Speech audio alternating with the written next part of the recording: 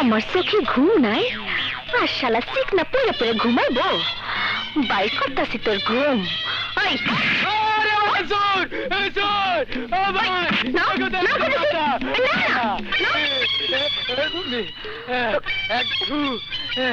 তুমি আমি তো মনে করছি চোর আইছে।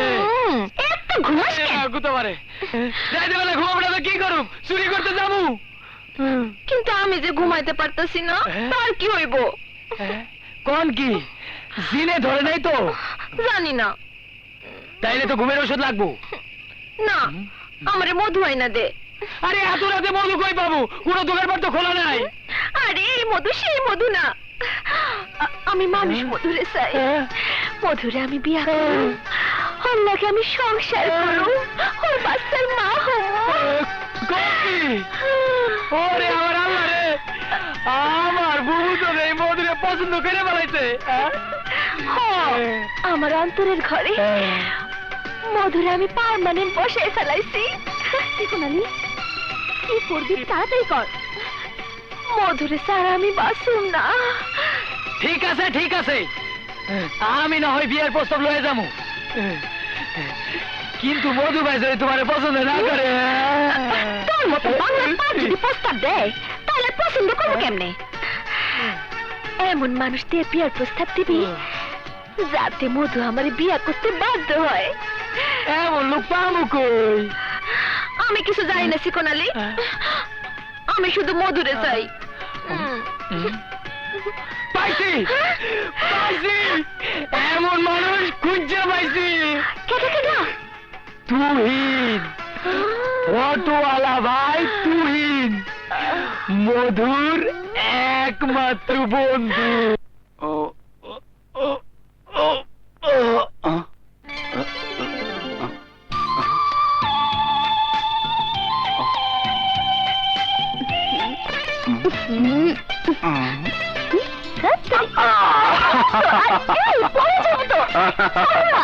আজকে ছাড়ছি না, পেয়েছি। আবার এই সময়কে ফোন করলো। হ্যালো তুহিন ভাই, আমি কবির। হ্যাঁ বলো কবির। তুহিন ভাই, ভোলা চেয়ারম্যান তার বাড়িতে দুটা মেয়ে নিয়ে ফুর্তি করতেছে, আমি দেখে এসেছি। কি বলছো? হ্যাঁ তুহিন ভাই, ভোলা চেয়ারম্যানের কুকর্মের প্রমাণ রাখার এটা একটা সুযোগ। ঠিক আছে, আমি আসছি। ভোলা চেয়ারম্যান, আজ আমার হাত থেকে তুমি রক্ষা পাবে না।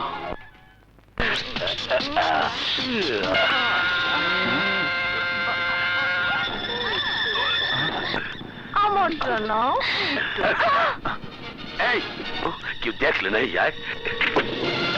এই এই কেটা কই আছো? ওই ওরে ধর, আমার সবই চলছে।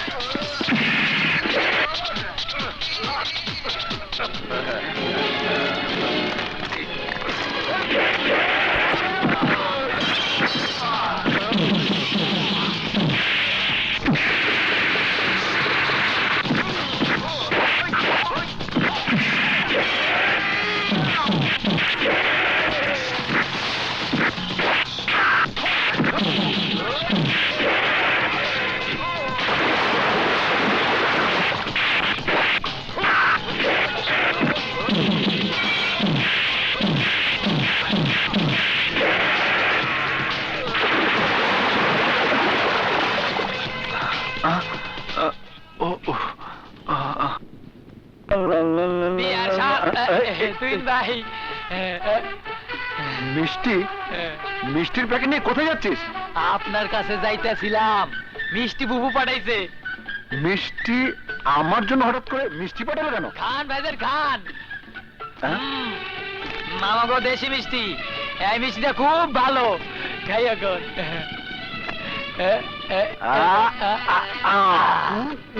বাহ, খুব ভালো মিষ্টি।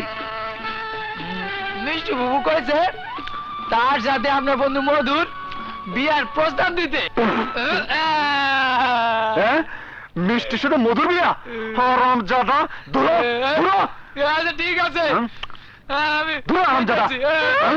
ওই দজ্জাল মেয়ের সাথে মধুর বিয়ে দিয়ে আমি ওর জীবনে নষ্ট করবো নাকি? কি আমি দশজন এক কপি কিন্তু কল্যাণ রমায় ফেলামো। ওরে বাবারে, ওই চিকনালি, ওর একটা সেটা ধর। কি আমি রাক্ষসী? ভালো হইব না কিন্তু ক্যামেরাওয়ালা।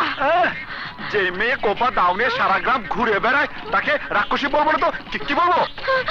তুহিন ভাই, তুহিন ভাই, আমারে মাফ কইরা দেন। কি করবো বল? ছোটবেলা থেকে আমার মাথাটা একটু গরম, যার কাছে গেছি সেই খালি আমার শরীরের দিকে হাত বাড়াইছে, তাই তো দাউনিয়া ঘুরি। মনটারে আমি পাষাণ বানিয়ে ফেলাইছি, কিন্তু মধুরে দেখা আমার পাষাণ মনটা গইলা গেছে। মধু আমার চোখের ঘুম কাইরা নিছে। মধুরে কাছে না পাইলে আমি বাঁচুম না। আচ্ছা বাবা, আচ্ছা, আমি মধুকে বলে দেখবো।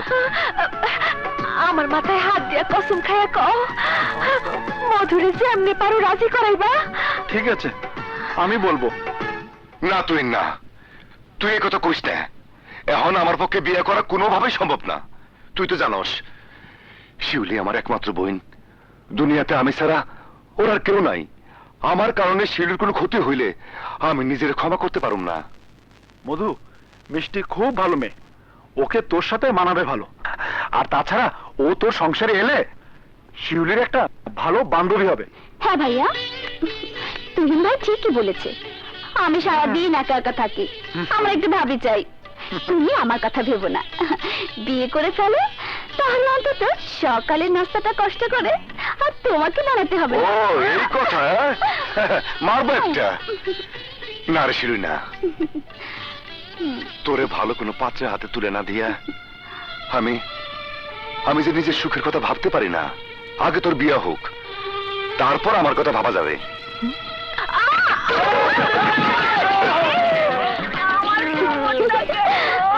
মিষ্টি তুই? আমি এই কথাটা পরিষ্কার করে কইলি হয়, আমার টেনশনে থাকতে হয় না। আমি টেনশন করতে করতে হুগায় গেছি। মিষ্টি, তুমি ভাবতেছো আমি বেহায়া, বেশরম, বেলাজা, নিজের বিয়ার কথা নিজের মুখে কেমনে কইতাছি, কিন্তু তাছাড়া আমার কোনো উপায় নাই। আমি তোমারে ভালোবাসা ফেলাইছি মধু। একদম ঘাটি কথা, এতে কোনো ভুল নাই। এখন অন্তত এইটুকু কথা দাও, শিউলির বিয়া দিয়া আমার ব্যাপারে ফাইনাল ডিসিশন নিবা। নেবে না মানে? অবশ্যই নেবে। তোমার মতো দজ্জাল মেয়ে, ইয়ে না মানে তোমার মতো ভালো মেয়ে এই 10 গ্রামে আছে নাকি? হ তুই ঠিকই কইছস। আসলে মিষ্টি খুব ভালো মাইয়া, পরে আমার খুব ভালো লাগে।